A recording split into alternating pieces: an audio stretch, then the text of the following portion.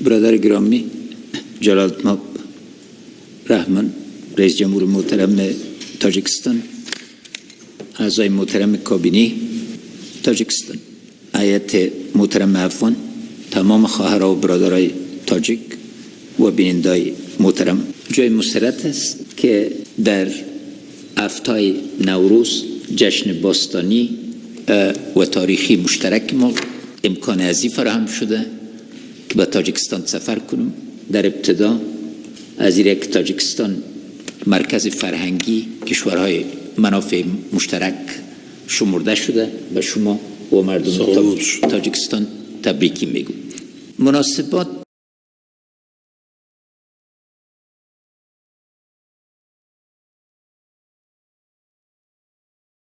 برای تاجیکستان و افغانستان نمونه همکاری، همدلی، همسویی و منافع مشترک برای کشورهای دیگه شده میتون.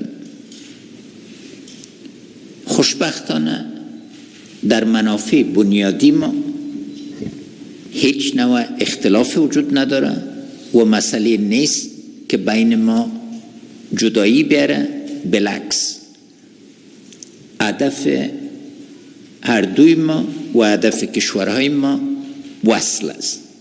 ما افتخار داریم که بعد از زیاده از 1 قرن جدایی تانستیم در 6 سال و قبل از او به صورت مقدماتی زمینه همکاری سرتاسری را بیاریم و از این جهت از اینکه تاجیکستان همیشه در نشستای آسیای مرکزی از افغانستان به حیث عضو 6 آسیای مرکزی ذکر کردن ابراز امتنان میکنم و همچنان از موقف شما برادر گرامی در نهادهای منطقوی به شمول نهاد شنگهای و سازمانهای دیگه همکاری و همدلی ما و مناسبات بسیار نزدیک ما در ملل متحد و نهادهای بین‌المللی ابراز تشکری میکنم.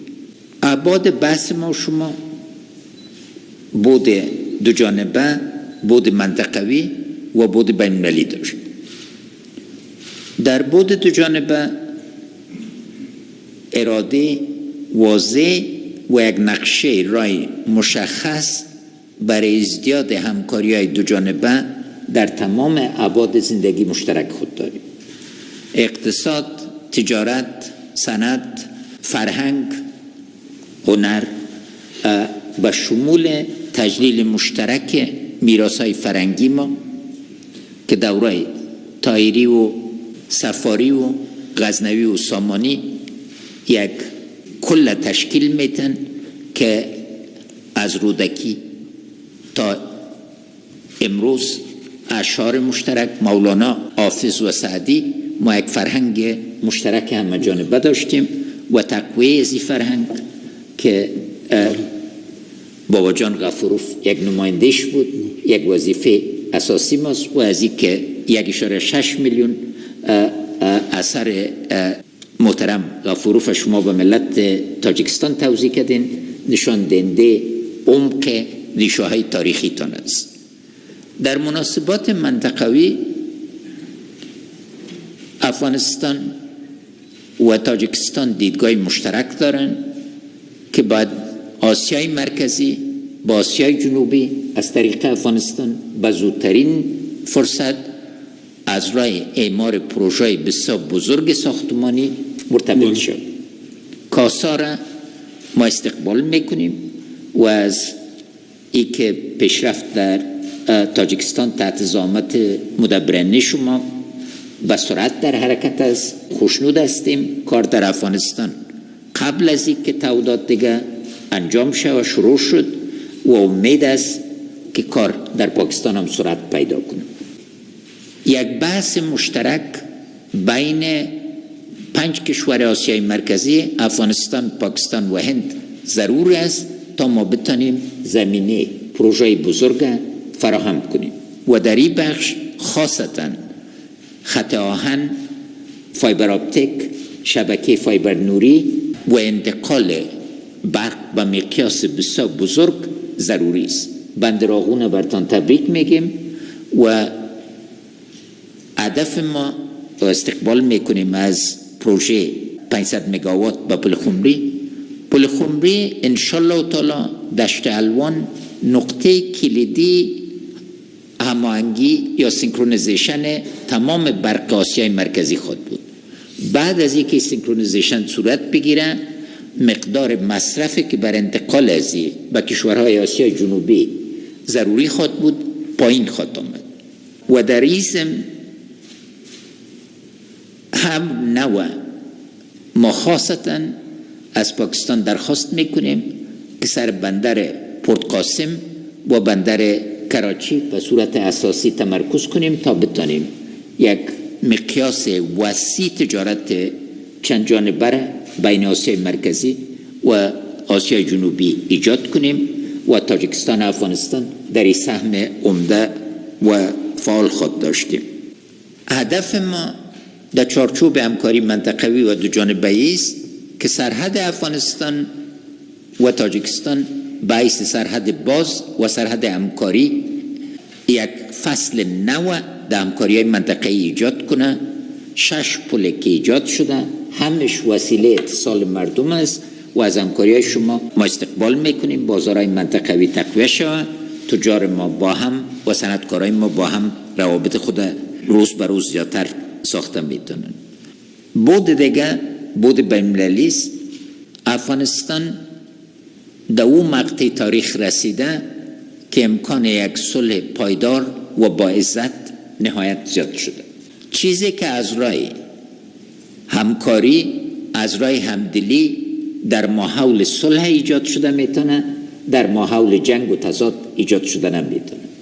ما خاصتا جناب رئیس جمهور از تجارب شما و از دستاوردهایی که بر تأمین صلح بعد از سالهای مشقت و جنگ دیدین استقبال میکنیم و از شریک شدن از این اگر کسی ما را درک میکنه برادرها و خواهرای تاجیکی ماست، چون ظلم و وحشت را که هر افغان خاصتا شهروندای ملکی ما، زنای افغان، جوانای افغان، نمایندای جامعه مدنی، علمای کرام ما، استادای پوهنتونای ما، دانشگاه ما روزانه تحمل میکنن چیزی نیست که با هیچ قانون بین‌المللی، با هیچ اصول اسلامی و با هیچ طرز دید انسانی موافق باشه.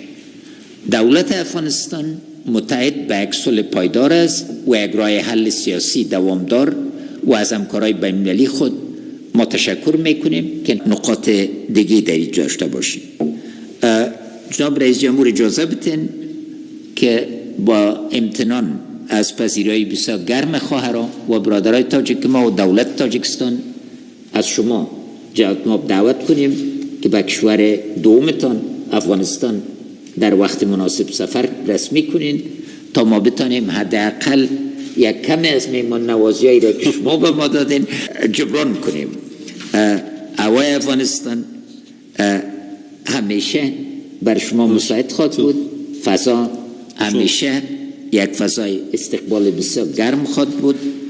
بخش در هر 3 بود، بخش دو جانبه با نقشه رایی که ایجاد شده ضرورت از رای کمیته مشترک تعقیب خواهد شد و به صورت روزانه انشالله تعالی و ماهانه شاهد پیشرفت خواهد باشیم.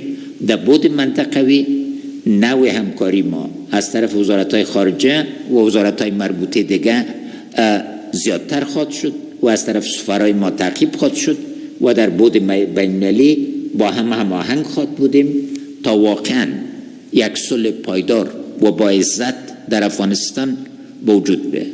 تجارب بین‌المللی نشان داده که وقتی که یک کشور به جنگ چند دهه مصادف بوده باشه و صلح دو بیاید، کشورهای همجوارش که شرایط اقتصادی مشابه داشته باشند تا 2% در GDP خود پیشرفت کردن میتونن. بنابراین ثبات و صلح در افغانستان یک امید برای همکاری سرتاسری و استفاده از منابع عظیم طبیعی تاجیکستان و افغانستان فراهم خواهد کرد. بازم تشکر میکنم. نوروز تبریک میگم و آینده درخشان برادران و خواهران تاجیک ما خواهان است. سلامت باشید. تشکر زیاد جلال آباد. با کمال سپاس دعوت شما را برادر گرامی جهت انجام دادن سفری رسمی به سرزمین باستانی افغانستان پذیرایی می‌نمایم. یک چند مراتب سفر داشتم، میدانم خوب آشنا هستم. هم فرهنگ و تمدن مشترک جلب می‌کند، زیبا است، با دل بسیار قرابت خوش دارد. بار دیگر من شما را به جمهوری تاجیکستان خانه دویمتان خوش آمدید میگم. هیئتی همراه هم روزنامه‌نگاران برادران افغانستان را خوش آمدید میگیم. در اولین فرصت مناسب به جمهوری اسلامی اینا بارها تاکید کردم، باز میگم ما بار دیگر ابراز می‌دارم که ما شب و روز در پهلوی مردم افغانستان هستیم.